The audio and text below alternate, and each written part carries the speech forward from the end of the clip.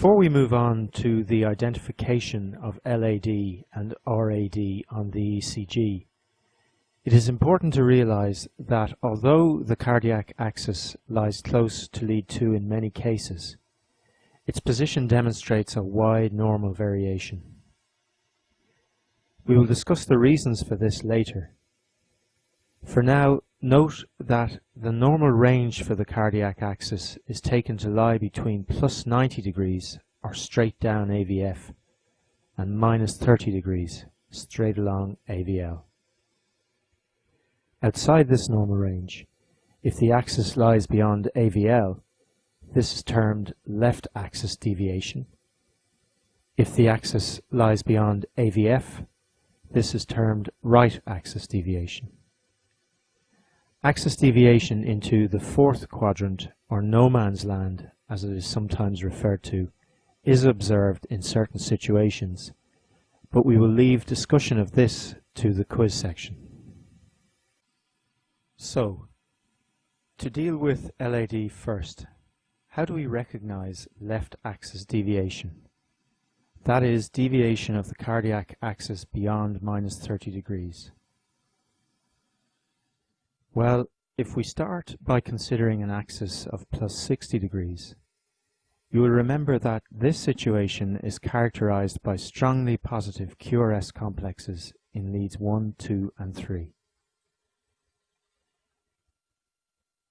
As the axis moves towards the left, towards and then beyond 90 degrees off lead 3, this lead will begin to develop an S-wave.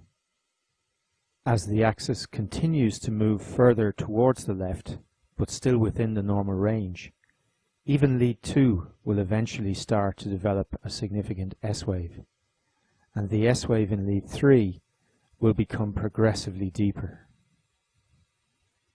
In contrast, as the axis is moving closer to the direction of lead 1, this lead retains a strong R wave. Crucially, note that at the limit of normality on the left, the axis is travelling straight down AVL. AVL lies at 90 degrees relative to lead 2. This means that when the axis lies at the limit of normality on the left, lead 2 is isoelectric. The R wave and S wave in this lead are equal in magnitude. Once the axis moves beyond AVL into abnormal territory, the QRS complex in lead 2 becomes overall negative, with an S wave larger than the R wave.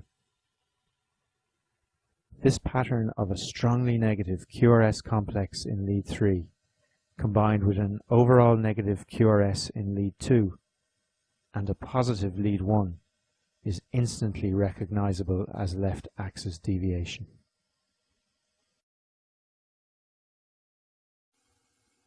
The commonest cause of this abnormal ECG finding is left anterior fascicular block. In physical terms, the deep terminal S waves observed in this situation in the inferior leads result from the retrograde depolarization of the lateral and anterior left ventricular wall. This depolarizing force is slightly delayed relative to normal and spreads upwards from the anastomoses in the lateral wall. As it is moving away from leads 2 and 3, a negative deflection is produced in these leads. You can work out the ECG appearance of right axis deviation in exactly the same way as we did for LAD. Remember, lead 1 and lead AVF are separated by 90 degrees. When the axis moves beyond AVF into right axis deviation territory, the QRS complex in lead 1 becomes overall negative, while that in lead 3 remains positive. Left posterior fascicular block is less common than damage to the anterior fascicle. However, when this situation does arise, it results in right axis deviation on the ECG.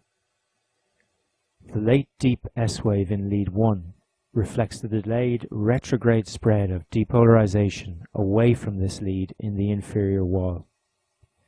As this depolarizing voltage is moving towards lead 3, this lead retains a strong OR wave. You may have noticed that, although still within the normal range, the QRS complexes in both LAD and ORAD are somewhat widened compared to our starting readouts with the axis at 60 degrees. Keep in mind that damage to the distal branches of the left bundle branch, the commonest cause of axis deviation, results in a slight delay in depolarization of the affected region of myocardium. For this reason, in axis deviation, the QRS duration tends to be in the upper limit of the normal range, between 0.1 and 0.12 seconds. And positive and negative components of the QRS complex in the individual leads separate to some degree. It is well worth being familiar with the QRS patterns of left and right axis deviation in the standard limb leads. You may simply memorize these patterns. Alternatively, as outlined in video 2 of this section, you can analyze the morphology of the frontal leads and determine the axis from first principles.